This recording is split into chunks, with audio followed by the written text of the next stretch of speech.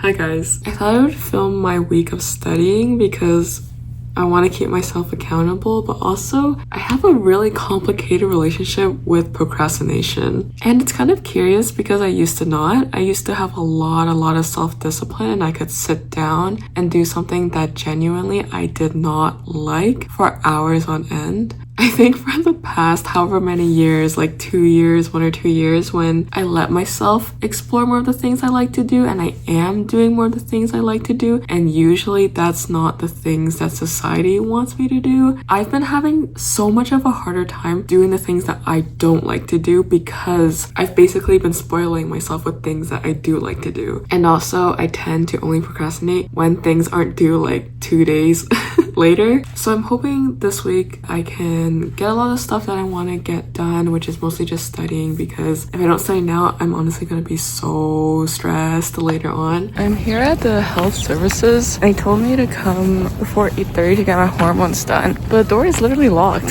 I'm literally scammed. It says 8:30. She told me to come before 8:30. So I guess I'm gonna hang out at St. Jerome's. They had this cute Goose Pokemon card on the fridge when I got my blood taken. I just thought it was so funny because Wiley is known for aggressive geese. That weekend there was an FRC robotics competition, so I went to get a little bit of nostalgia and to watch the young engineers. Hi guys, I want to show you guys these crowns we got from Burger King. Look how cute. Like, I didn't even know that Smurfs was coming out with another movie, but I'm excited and I want to go watch it. I'm actually gonna put them on while I talk to you guys about today. Yesterday, I had my therapy session. My therapist called me out on having this mentality that I can't have good grades if I'm doing a lot of things. I'm working part-time and I'm volunteering and I'm also doing school. So I kind of said in our session that how realistic is it for me to boost my GPA by 15% in 2 years? And I was saying that it wasn't realistic for me to get my GPA any higher because I'm doing all these things like working and volunteering and whatever, having meetings all the time. And she really just cut me off and was like, why not? Why can't you just spend 1 extra hour a day studying? Why can't you just allocate time intentionally in your day to study? She was saying that it is reasonable and it is realistic for me to raise my GPA by 15% if that was what I really wanted. It was kind of the hard truth that I didn't want to hear at the time. So when she called me out for it, I honestly kind of just shut down because I've kind of created this narrative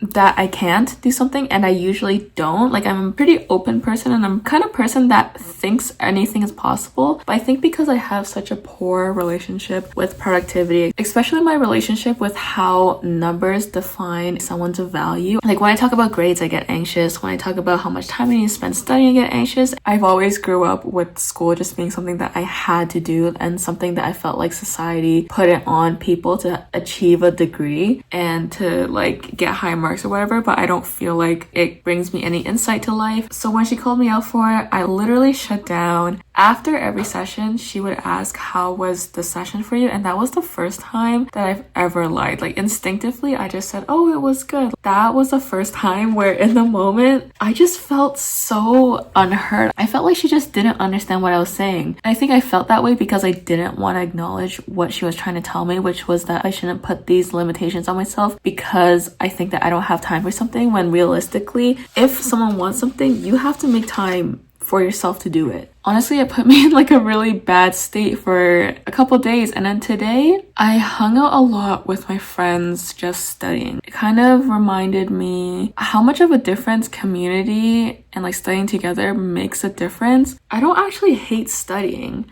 I just hate studying by myself. I don't really know how to explain it. I think I was just making excuses that, oh, I don't want to study, or I don't want to get into grad school, or I don't want to get high grades, like whatever, so that I didn't have to put in the effort to try to get good grades, because I'm scared that if I put in the effort and I don't get good grades, then that's a reflection on me as a person. And it's kind of ironic because for the past 2 or 3 years, I've been working so hard to overcome the narrative that if I put effort into something, I have to be good at it. When in reality, if you put effort in something, it's to make progress. It doesn't mean that you're gonna get good at it. It just means you're gonna get better at it. Today was the first time when I was like locked in the library doing my assignment 1 week before it was due that I was like, I can get good grades. I can allocate time to study more and to study more intentionally and to do my work beforehand and hand it in not last minute, that I can get some variation of a higher GPA. She just needed to tell me the hard truth. In the moment, I just needed to be angry at her. In the moment, I just needed to feel like she didn't understand where it's coming from for me to realize that she was right. That if you want something in your life, you need to put an effort to get it. You can't just make excuses so you don't have to try to do things and put effort into things that are going to be hard. I'm glad that she called me out for it because now I feel like I'm not just viewing academics as this thing that I have to do, that I'm like chained down to do and finish my degree or whatever. I think I can see it as something that I can learn and grow from and something that I want to spend my time on. Yeah, thank you. Not my head, right?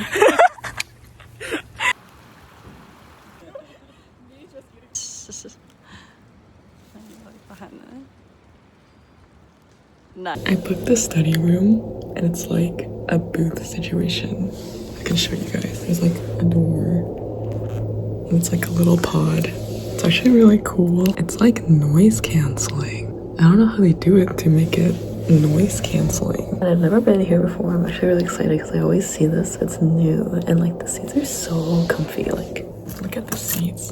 This is so cool. I was having such a bad day. I went to class this morning, like an 8:30 class, and 8:30s are so hard. I think I've only been to this specific class total 3 times. I want to talk to you guys about something that my TA told us yesterday during our field lab. One of the members in our group sees this face on this willow tree that's on the path to the environment building.